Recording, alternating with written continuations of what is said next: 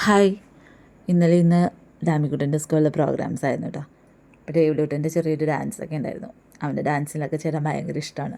അപ്പം ഞാൻ രാവിലെ ചെന്നിട്ടാണ് കോസ്റ്റ്യൂംസൊക്കെ ഇട്ട് കൊടുത്തത്. മുണ്ടായതുകൊണ്ട് എനിക്ക് ഭയങ്കര ഒരു പേടിയായിരുന്നു. ഞാൻ അതുകൊണ്ട് വള്ളിയൊക്കെ ഇട്ടൊന്ന് കെട്ടിയൊക്കെ കൊടുക്കണേയാണേ. ഞങ്ങളവിടെ ഒരു 8:30 ചെന്നതാണ്. ചെന്ന് കഴിഞ്ഞപ്പോഴേക്കും കൊച്ചിന് ഭയങ്കര നാണം, എല്ലാവരുടെയും മുമ്പിൽ നിന്ന് ഡ്രസ്സൊക്കെ മാറാൻ. ഫ്രണ്ട്സൊക്കെ നിൽക്കുന്ന കണ്ടപ്പോൾ കൊച്ചു ഓക്കെ ആയി.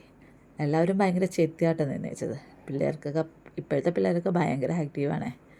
എല്ലാവരും ചെത്തിയാണ് നിന്നേച്ചത്. പിന്നെ രമേഷ് പിഷാരടി ആയിരുന്നു ഉദ്ഘാടകൻ. അപ്പം ഞങ്ങൾ ചെന്ന് കുറച്ച് കഴിഞ്ഞ് ഒരു 9:30 പ്രോഗ്രാം സ്റ്റാർട്ട് ചെയ്തത്.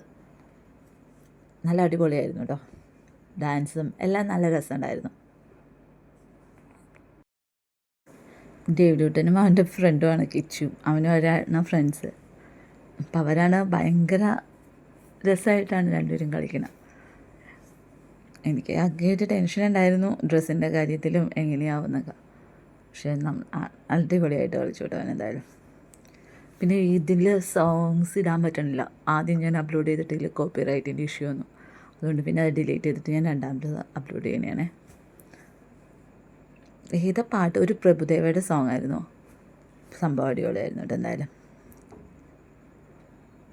എല്ലാവരും ഞങ്ങൾ ആദ്യമേ പോയി, പിന്നെ ടിൻചേനും അംശയൊക്കെ പുറകെ വരുന്നത് എല്ലാവരും കണ്ടായിരുന്നു.